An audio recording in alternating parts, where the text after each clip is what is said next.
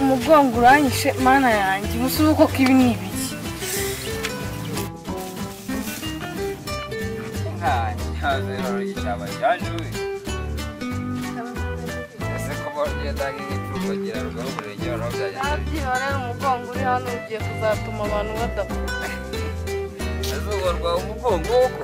utazi yuko ejo bundi n'ibintu bya massage na aromatherapy na biotherapy byose nkaba bizi reka ni ukuri ko Imana ikamufasha baba we eka nkutsindagize mukobwa mwiza azu biyona nyaranga n'ubupfuye cyane ukuri mbapfuye pe rwose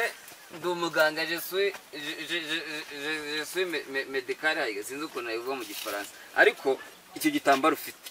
kirambika agatwe ko tujyana kure ngiye mite nkukora umuti vuba ugire fasi nshaka kukubona umushuti wanjye uko rwa umugongo ntiwanamamaga ntiwamenya yuko ari njye muri quartier ari njye uvura umugongo kurusha abandi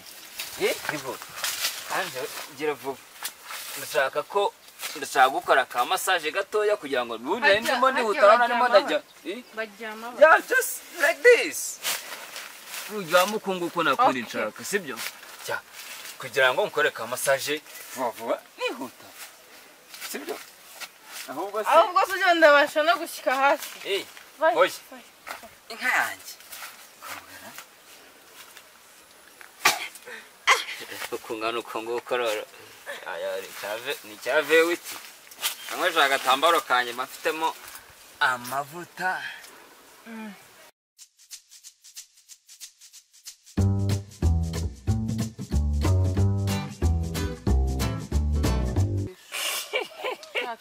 erega nta kintu azagukorera merci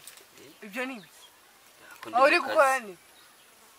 aho se ariko twega twiza ko tugomba kwakoresha hose kugira ngo ni mu mugongo nyine ni umugongo ufite ikihe kibazo merci ibintu utangiye kuzana oya ntugire ikibazo mama ntugire ikibazo okay ngo amasaneza aba masere ni wari ibyo musigaye mukora ibyo bintu simbyemera masa neza pana nisiko muyi nawe nshaka gufasha nka mushaka kunyigiraho umuntu wa danger sibyo nimba ushaka kunyigiraho sikori ngire sibyo cyongere nkureke nanjye nje ahanga nje gufara urwaye umugongo dore nanjye